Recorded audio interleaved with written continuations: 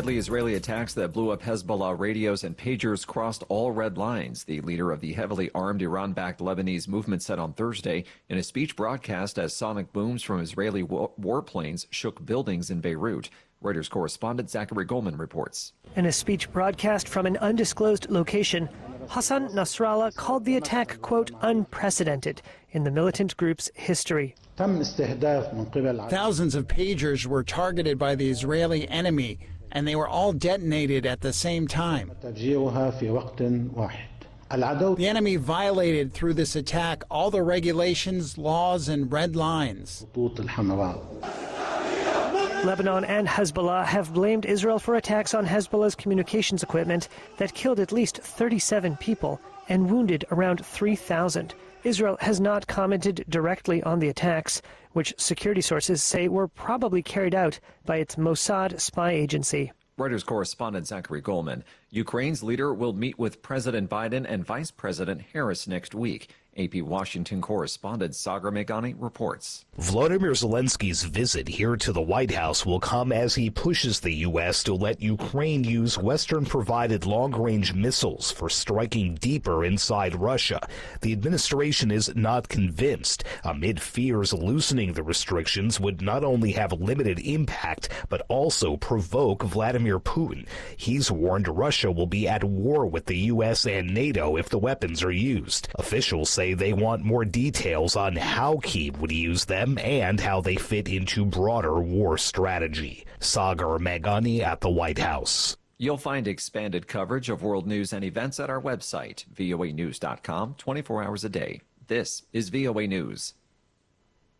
A storm system that has wreaked havoc across Central Europe brought devastating floods to the northern Italian region of Emilia-Romagna on Thursday for the second year in a row. Sean Hogan from Reuters has the story. The low-pressure system, named Boris, has wreaked deadly havoc across Central Europe, causing the worst flooding in more than 2 decades. As the system moved west over Italy, the acting president of Emilia-Romagna told public radio it had rained non-stop for 48 hours. Authorities in the town of Lugo ordered the evacuation of all ground floor residences after the local Senio River broke its banks. The National Fire Department said it carried out more than 500 rescue operations in the area. Over 1,000 people were evacuated overnight from their homes as 3 rivers overflowed. Schools were closed and rail services suspended in several provinces on Thursday. Floods and mudslides were also affecting the neighbouring regions of Tuscany and Marca. Sean Hogan from Reuters. China has announced sanctions on American companies selling arms to the self-ruled island of Taiwan, which Beijing claims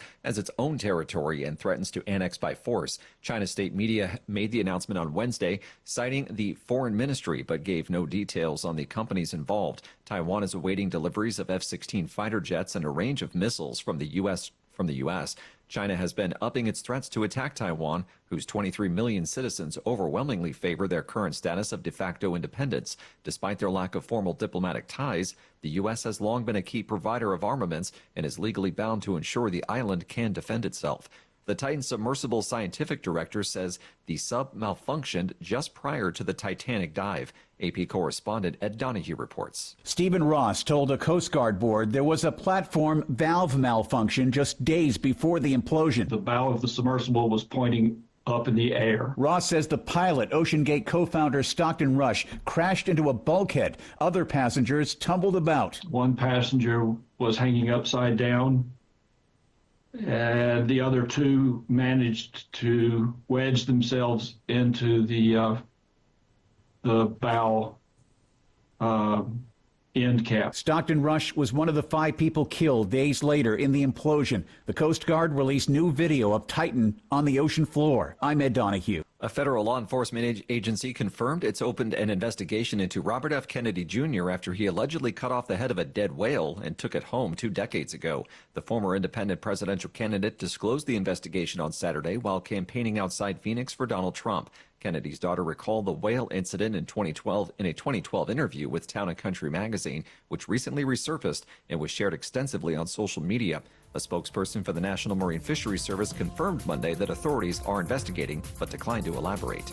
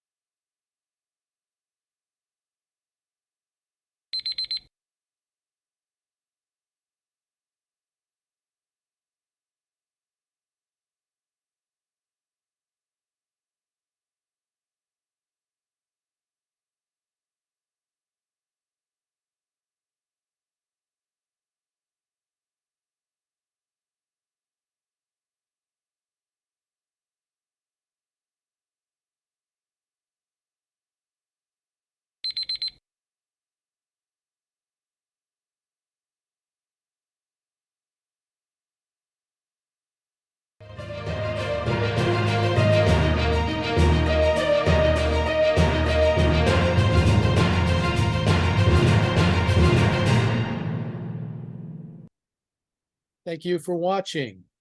Can you do me a favor? Please leave a comment in the comment section below. That would really help. Thank you, and see you again soon.